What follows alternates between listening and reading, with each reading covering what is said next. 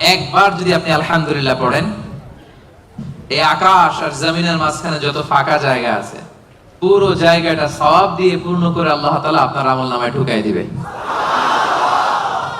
এজন্য বেশি বেশি শুকরিয়া করতে রাজি আছেন তো? আলহামদুলিল্লাহ, আল্লাহ তুমি কবুল করো।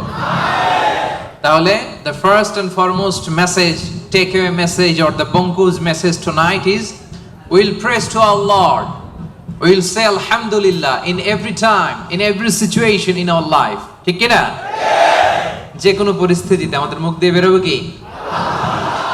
মনে থাকবে?